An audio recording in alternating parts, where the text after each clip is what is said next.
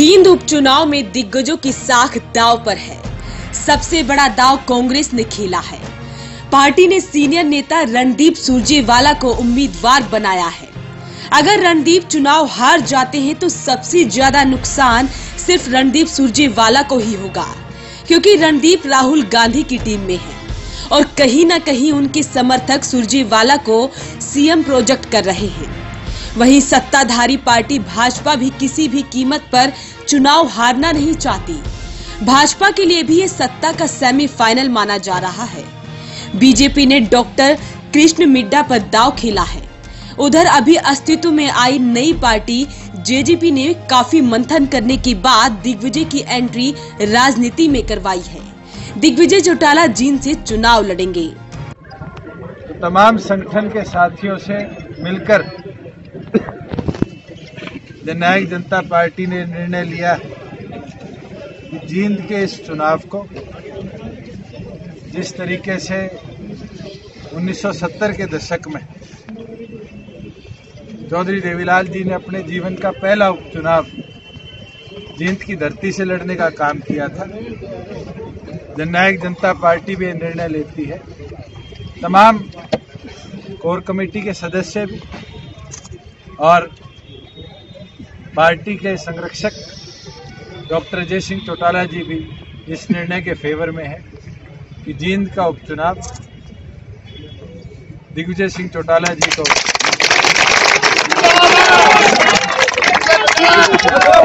के तौर पर उतारने का काम करेंगे। मैं चाहूँगा हमारे संगठन सचिव ऑफिशियली जो जींद के उपचुनाव के डॉक्टर अजय सिंह चौटाला जी के अंदर हो, औपचारिक तौर पर दिग्विजय सिंह तमाम साथियों के साथ दिग्विजय के संगठन का निर्णय होगा।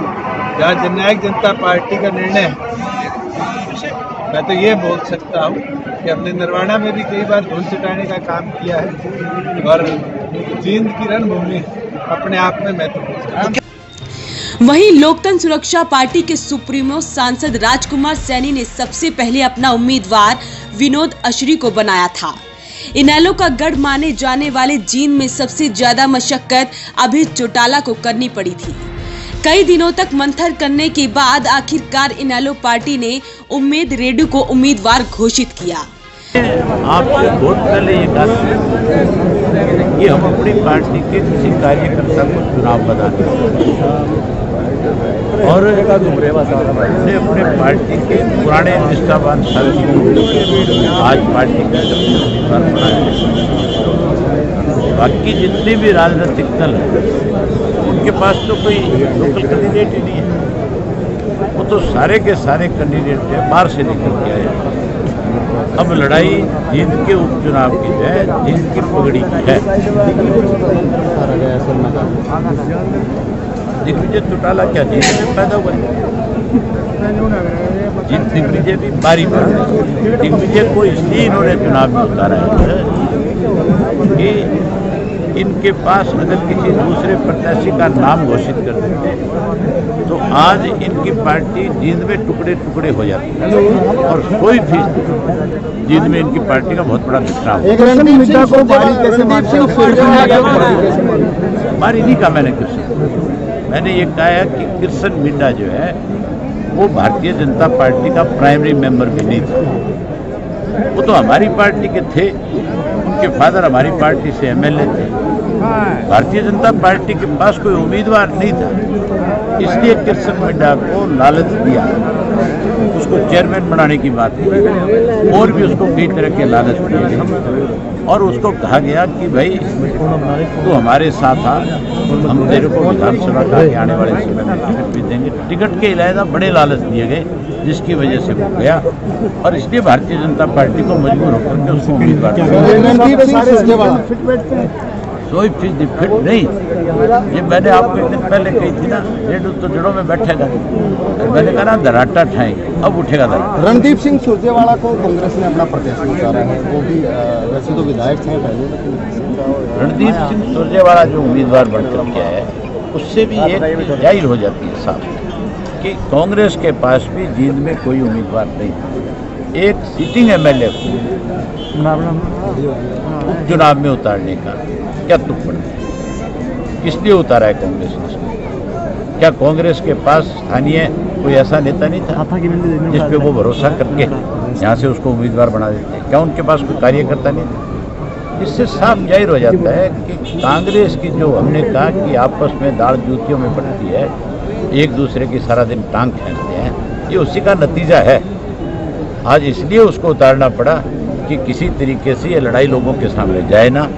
लेकिन इससे बड़ी लड़ाई और क्या होगी? रोज नए नए नाम आए, रोज नए नए नाम बदले, और आखिर फिर इन्होंने मजबूर होकर के फैसला किया भी चलो किसी के गल में तो ये मरा हुआ सांप डाला जाए। बीजेपी बलि का बकरा बनाया गया है रणदीप सिंह। ये लोगों का अपमान है, जींद के लोगों का बड़ा अपमान इन लोगों ने, राजनीतिक दलों ने किया है, इसलिए कि उन्होंने जींद के लोगों पे भरोसा करने की बजाय केवल जींद के लोगों पर कैसे वोट ले लिया जाए, कैसे जींद के लोगों को अपने साथ जोड़ लिया जाए, केवल जींद के लोगों को स्वार्थ के रूप में। स्थानीय वर्सेस भारी 100% चुनाव ये होगा, 100% चुनाव ये होगा और 100% स्थानीय लोग इस चुनाव को जीतेंगे। आज लगभग सभी पार्टियों ने शक्ति प्रदर्शन करते हुए अपने प्रत्याशियों के नामांकन दाखिल करवाए। रणदीप सुरजेवाला के नामांकन भरने पर कांग्रेस पार्टी के सभी नेता मौजूद रहे। फैसला है, वरिष्ठ नेता है हमारे रणदीप सुरजेवाला जी, विधायक होते हुए विधायक का चुनाव लड़ना है तो कोई बात नहीं, क्योंकि ये जो चुनाव जो है इतना जरूरी था हमारे लिए, चुनाव जीतेंगे हम। तो इस चुनाव में अगर कोई भी पार्टी हार जाती है तो उसका नुकसान आने वाले विधानसभा चुनाव में हो सकता है। पूरे प्रदेश की नजर इस समय जींद पर है। वॉइस ऑफ हरियाणा के लिए कुलवंत सिंह।